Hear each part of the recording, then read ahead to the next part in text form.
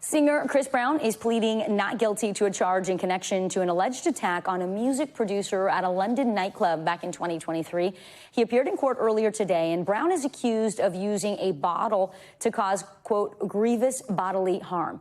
NBC News reporter Matt Bodner joins me now. So, Matt, Brown is charged alongside another rapper who goes by the name Hoodie Baby for that same attack. Both have pled not guilty.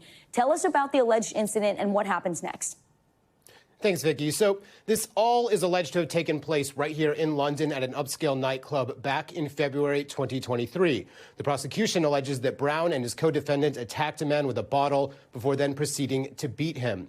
Brown wasn't actually arrested until May of this year when he flew in on a private jet to the city of Manchester to prepare for his UK tour dates.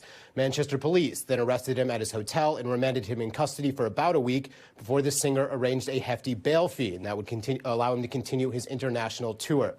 That sum was $6.7 million, and such a fee was intended to ensure Brown returned to the UK to face the court. He's done that today. Now, today's hearing was just the start of a longer process, and it was the plea and prep hearing. Brown, of course, pled not guilty to the charge of attempt to cause grievous bodily harm. There will be another hearing that will take place in July, with the full trial scheduled for October. Matt, we know that Brown also faces two other charges. Tell us about what's happening with him legally at this point and what kind of punishment he could face if he is convicted.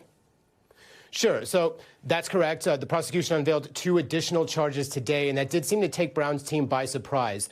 Those charges were assault occasioning actual bodily harm and also having an offensive weapon, and that would be the bottle. But because today was the first time the defense has heard about these charges, Brown was not asked to plead on them today. His team did ask for time to understand the basis of the Crown's evidence on those two charges, and we'll hear Brown's plea on them during the next hearing on July 11th.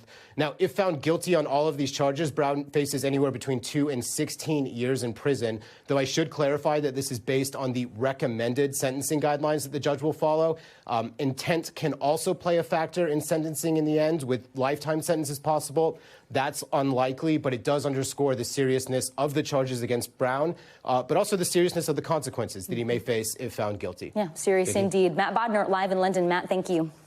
We thank you for watching, and remember, stay updated on breaking news and top stories on the NBC News app or watch live on our YouTube channel.